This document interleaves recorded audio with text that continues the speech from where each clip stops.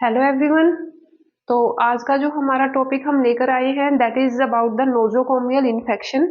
तो बहुत ही important topic है नोजोकोमियल इन्फेक्शन का। नोजोकोमियल इन्फेक्शन क्या होता है, कितने टाइप का होता है, तो ये सारा डिटेल में हम डिस्कस करेंगे।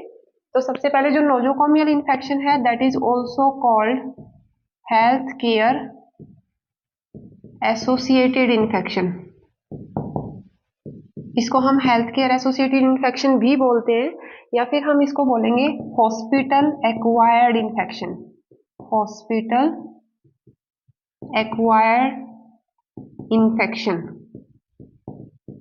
तो कई बार जो क्वेश्चन पूछा जाता है वो यही पूछा जाता है कि जो नोजोकोमियल इन्फेक्शन है उसका दूसरा नाम क्या है, या health care associated infection is also known as nosocomial infection. तो सबसे पहले डेफिनेशन नोजोकोमियल इन्फेक्शन होता क्या है। तो कोई भी पेशेंट अगर एडमिट होता है, एडमिशन के 48 आवर्स के बाद जिस डिजीज से वो एडमिट हुआ है, जिस कंडीशन से वो एडमिट हुआ है, उसको छोड़ के अगर कोई वो और इन्फेक्शन कैच कर लेता है तो that is called the hospital acquired infection और द नोजोकोमियल इन्फेक्शन। ठीक है, जैसे कि कोई पेशेंट है, वो एडमिट हुआ था सर्जरी कराने के लिए और साथ में वहां पे पेशेंट को यूटीआई हो गया, फीवर हो गया, पेशेंट को यूटीआई हो गया साथ में, तो that is called the nosocomial infection. यानी कि हॉस्पिटल से जो इन्फेक्शन एक्वायर किया है उसने, तो that infection is health care associated infection, और that is considered after the 48 hours of admission. और एडमिशन के 48 आवर्स के बाद जो इन्फेक्शन कैच कर रहा है हॉस्पिटल से, दैट इज नोजोकोमियल इन्फेक्शन। तो इसमें हमारा सबसे पहले आता है central line associated infection. Central line associated infection को हम बोलते होते हैं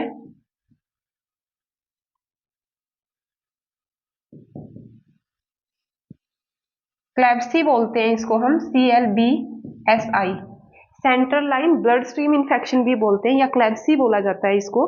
तो सेंट्रल लाइन एसोसिएटेड इन्फेक्शन जो होता है, किसी को सेंट्रल लाइन डाल इंसर्ट की है और उसके 48 आवर्स के बाद अगर पेशेंट को इन्फेक्शन हो गया है, तो that is known as the central line associated infection. कि वो इन्फेक्शन सेंट्रल लाइन के थ्रू पेशेंट ने एक्वायर किया है, और क्यों, किस वजह से हुआ है, because we are not using proper aseptic techniques.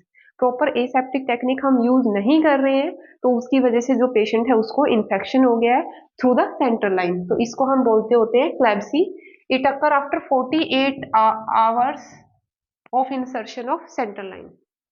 उसके बाद हमारा आता है catheter associated urinary tract infection.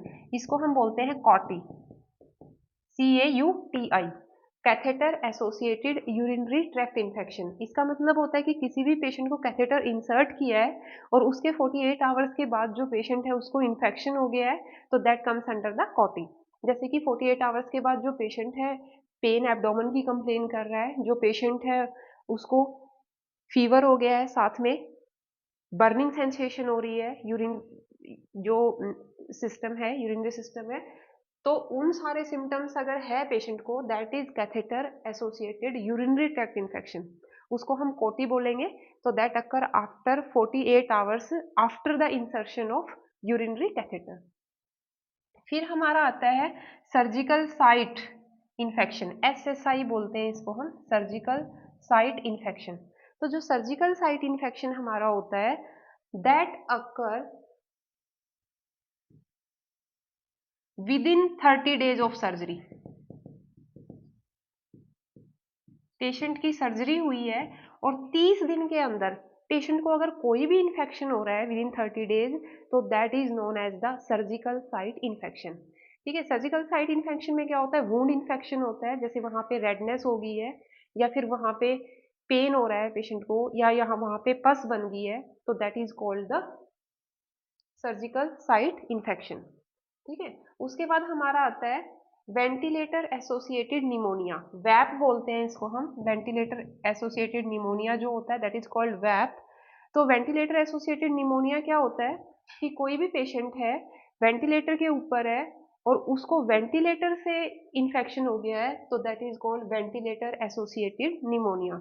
जैसे पेशेंट होते हैं वेंटिलेटर पे, तो पेशेंट को इंटूबेट किया होता है, या ट्रिकोस्मी ट्यूब के थ्रू वेंटिलेटर से पेशेंट कनेक्ट होते हैं, तो उसके थ्रू भी जो पेशेंट होते हैं वो अदर इन्फेक्शन कैच कर लेते हैं, जैसे कि निमोनिया है, तो that is called ventilator associated pneumonia. उसके बाद हमारा आता है ये भी 48 आवर्स से लेके 72 आवर्स तक होता है। हमने पेशेंट को वेंटिलेटर पे रखा, उसके 48 आवर्स से लेके 72 आवर्स के अंदर अगर कोई इन्फेक्शन हो रहा है, पेशेंट को निमोनिया हो रहा है, तो that is ventilator associated pneumonia. उसके बाद आता है hospital acquired pneumonia. Hospital acquired pneumonia जो होता है वो पीडियाट्रिक ग्रुप में होता है, बच्चों में होता है। जैसे कि जो बच्चा है डायरिया या वोमिटिंग के साथ आया है और हॉस्पिटल में एडमिट होने के बाद जो बच्चा है उसको साथ में निमोनिया के सिम्टम्स भी आ गए हैं, तो that is called the hospital acquired pneumonia, इसको हम बोलेंगे। तो ये भी क्या होता है, after the 48 hours of admission होता है।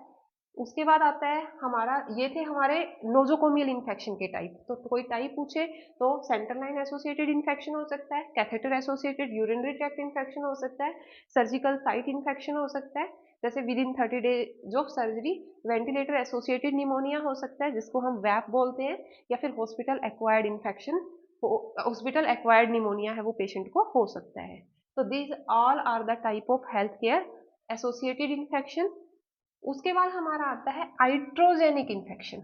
आइट्रोजेनिक इन्फेक्शन का मतलब होता है कि जो पेशेंट ने इन्फेक्शन एक्वायर किया है वो किसी प्रोसीजर की वजह से है, कोई डायग्नोस्टिक टेस्ट कर रहे हैं या कोई इन्वेजिव प्रोसीजर हम पेशेंट के ऊपर कर रहे हैं, तो ड्यूरिंग दैट अगर कोई पेशेंट है वो इन्फेक्शन कैच कर लेता है, इन्फेक्शन एक्वायर कर लेता है, तो that is called iatrogenic infection. Iatrogenic infection by diagnostic test, by invasive procedure, by therapeutic procedure कोई कर रहे हैं, तो इन सब से जो इन्फेक्शन पेशेंट कैच कर रहा है that is called the iatrogenic infection. ठीक है, तो हमने क्या करना है, अगर आइट्रोजेनिक इन्फेक्शन को हमने प्रिवेंट करना है तो प्रॉपर एसेप्टिक टेक्निक हमने मेंटेन करके रखनी है, मेडिकल और सर्जिकल एसेप्सिस का हमने ध्यान रखना है, स्टैंडर्ड प्रिकॉशंस का हमने ध्यान रखना है। ठीक है, तो अगर इन्फेक्शन को हमने प्रिवेंट करना है तो प्रॉपर एसेप्टिक और प्रॉपर स्टेरिलाइजेशन जो है वो हमने मेंटेन करके रखनी है। उसके बाद हमारा आता है आइसोलेशन और बैरियर नर्सिंग। का मतलब क्या होता है, जो आइसोलेशन और बैरियर नर्सिंग है इसमें क्या होता है, आइसोलेशन का मतलब होता है कि पेशेंट को डिजीज है जिससे कि जो पेशेंट है उसको स्प्रेड कर सकता है या क्रॉस इन्फेक्शन कॉज कर सकता है, तो पेशेंट को हम क्या करते होते हैं, आइसोलेट करते होते हैं इन्हें सिंगल प्राइवेट रूम। पेशेंट को हम आइसोलेट करके रखेंगे सिंगल प्राइवेट रूम के अंदर, तो उसको हम बोलेंगे आइसोलेशन नर्सिंग। ठीक है, जैसे कि हमारे जैसे पेशेंट होते हैं, जैसे कोविड के पेशेंट हैं उनको हम आइसोलेट कर रहे थे तो वो हमारा आइसोलेशन नर्सिंग है। टीबी का पेशेंट है उसको हम आइसोलेट करके रखते हैं तो वो हमारा आइसोलेशन नर्सिंग है। ठीक है, उसके बाद हमारा आता है बैरियर नर्सिंग। तो जो बैरियर नर्सिंग होता है इसमें क्या होता है, हम पेशेंट को आइसोलेट करके सेपरेट रूम में नहीं रखते होते, पेशेंट को वहीं पे रखेंगे लेकिन बैरियर प्रिकॉशंस का ध्यान रखेंगे। यानी कि हम पेशेंट्स के साथ अगर डील कर रहे हैं या पेशेंट का कोई प्रोसीजर कर रहे हैं, कुछ कर रहे हैं, तो प्रॉपर हम पीपी यूज करेंगे। जैसे कि कोई पेशेंट है, एचआईवी का पेशेंट है, हेपेटाइटिस बी का पेशेंट है, हेपेटाइटिस सी का पेशेंट है, तो all these are the blood spread infection, blood के थ्रू स्प्रेड हो सकते हैं, तो वहां पे बैरियर नर्सिंग यूज होती है। यानी कि वहां पे हमें प्रॉपर ग्लव्स यूज करने हैं पेशेंट से डील करते हुए। पेशेंट को अगर कैनुला लगा रहे हैं, कोई भी प्रोसीजर कर रहे हैं, तो प्रॉपर हम टेक्निक का ध्यान रखेंगे, प्रॉपर गाउन यूज करेंगे, प्रॉपर ग्लव्स यूज करेंगे वहां पे। तो these are the under barrier nursing. ठीक है, तो बैरियर नर्सिंग में हमें सिंगल पेशेंट प्राइवेट रूम में नहीं रखना होता है, लेकिन जो ऐसे पेशेंट होते हैं जैसे HbS-AG का पेशेंट है, HCV का पेशेंट है, तो वहां पे हम क्या करते होते हैं, बैरियर नर्सिंग का बोर्ड लगा देते हैं। ठीक है, वहां पे हम ये नहीं लिखेंगे कि पेशेंट HCV पॉजिटिव है या पेशेंट HIV रिएक्टिव है, तो वहां पे लिखा जाएगा बैरियर नर्सिंग। बैरियर नर्सिंग से जो हमारे हेल्थ केयर वर्कर हैं वो अपने आप समझ जाएंगे कि पेशेंट को कोई ना कोई, पेशेंट को ऐसी डिजीज है जो ब्लड से स्प्रेड होती है, पेशेंट HCV हो सकता है, HbS-AG HCV पॉजिटिव हो सकता है, तो वहां पे हम बैरियर नर्सिंग का यूज करते होते हैं। उसके बाद हमारा आता है कि मास्क हम कहाँ पे, यूज ऑफ PPE। जो मास्क है वो कहाँ पे यूज करेंगे, मास्क हम यूज करते हैं ड्रॉपलेट इन्फेक्शन है, ड्रॉपलेट से स्प्रेड हो रहा है कोई इन्फेक्शन, या कोई इन्फेक्शन है वो एयरबॉर्न है, एयरबॉर्न स्प्रेड हो रहा है वहां पे, या कोई एरोसोल से स्प्रेड इन्फेक्शन है, तो वहां पे हम क्या करेंगे, मास्क का यूज करते होते हैं। ड्रॉपलेट स्प्रेड है, एयरबॉर्न स्प्रेड है या एरोसोल स्प्रेड इन्फेक्शन है, तो वी विल यूज मास्क। ठीक है, उसके बाद हमारा आता है गाउन। कॉन्टैक्ट ट्रांसमिशन है, जहां पे कॉन्टैक्ट से इन्फेक्शन ट्रांसमिट हो रहा है वहां पे गाउन का यूज करेंगे और ग्लव्स का यूज करेंगे अगर कॉन्टैक्ट ट्रांसमिशन है। ठीक है, वहां पे ग्लव्स और गाउन है वो दोनों यूज होंगे। इसके बाद हमारा अगर एरोसोल स्प्रेड है, एरोसोल स्प्रेड है हमारा, तो वहां पे हम तीनों चीज यूज करते हैं, मास्क, गाउन, ग्लव्स, और साथ में यूज करेंगे आई शील्ड। जो एरोसेल स्प्रेड इन्फेक्शन होता है, इसका मतलब क्या होता है एरोसेल स्प्रेड इन्फेक्शन का, कि कोई भी हम ऐसा प्रोसीजर कर रहे हैं पेशेंट के ऊपर जिसमें एरोसोल बन रहे हैं। एरोसोल किस में बन सकते हैं, जैसे कि एरोसोल कहाँ पे बनेंगे, ये आपने ध्यान रखना है। कई बार पूछते होते हैं कि एरोसोल से कौन कौन सा इन्फेक्शन होता है। पेशेंट को इंटूबेट कर रहे हैं, इंटूबेशन, पेशेंट की ट्रिकोस्टमी कर रहे हैं, पेशेंट को सीपीआर हम दे रहे हैं, वहां पे भी एरोसोल जनरेट होते हैं। पेशेंट की ब्रोंकोस्कोपी कर रहे हैं, वहां पे भी एरोसोल जनरेट होंगे। तो ये सारे जो प्रोसीजर अगर हम पेशेंट के ऊपर कर रहे हैं तो वहां पे एरोसोल जनरेट होते हैं, और वहां पे हमें प्रिकॉशंस रखनी होती है। वहां पे हम मास्क, ग्लव्स, गाउन और जो आई शील्ड है वो सारी की सारी यूज करेंगे। ठीक है, एरोसोल अगर स्प्रेड हो रहे हैं किसी प्रोसीजर में, तो ये सारे प्रोसीजर्स दे रखे हैं जहाँ पे एरोसोल जनरेट होते होते हैं और जिनकी वजह से जो इन्फेक्शन है वो स्प्रेड होता है। ठीक है, अगर हमें नोजोकोमियल इन्फेक्शन को प्रिवेंट करना है तो वही हम पहले डिस्कस कर चुके हैं कि हमें मेडिकल और जो सर्जिकल एसेप्सिस है उसका हमें ध्यान रखना है। जैसे मेडिकल एसेप्सिस है उसमें हमारा हैंड वॉशिंग आता है, मेडिकल हैंड वॉशिंग है। एनवायरमेंटल क्लीनिंग है, वो हमारा मेडिकल एसेप्सिस के अंदर आता है। पूरे एनवायरमेंट को प्रॉपर क्लीन करके रखेंगे। उसके बाद सर्जिकल एसेप्सिस में हमारा क्या आता है, सर्जिकल हैंड वॉशिंग आता है, प्रॉपर स्टेरिलाइजेशन आता है, प्रॉपर ऑटोक्लेविंग आता है, प्रॉपर एसेप्सिस मेंटेन करेंगे, प्रॉपर स्टेरिलिटी मेंटेन करके हम रखेंगे। तो इन्फेक्शन को प्रिवेंट करने के लिए प्रॉपर मेडिकल एसेप्सिस और जो सर्जिकल एसेप्सिस है उसका हम ध्यान रखेंगे, ताकि जो नोजोकोमियल इन्फेक्शन है उसको हम प्रिवेंट कर सकें। ठीक है, इसके अलावा हम स्टैंडर्ड प्रिकॉशंस हमने पढ़ी है कि जो स्टैंडर्ड प्रिकॉशंस होती है उनको यूज करके भी हम नोजोकोमियल इन्फेक्शन को प्रिवेंट कर सकते हैं।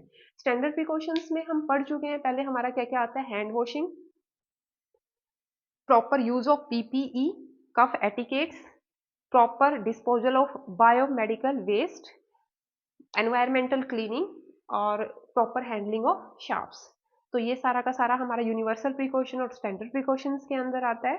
तो अगर हम ये प्रॉपर फॉलो कर रहे हैं तो we can prevent the nosocomial infection और हेल्थ केयर एसोसिएटेड इन्फेक्शन। ठीक है, तो thank you very much, that is all about the nosocomial infection. I think आपको लेक्चर है वो अच्छा लगा होगा, तो कमेंट कीजिए, लाइक कीजिए, सब्सक्राइब कीजिए, ताकि हम आपसे जुड़े रहें।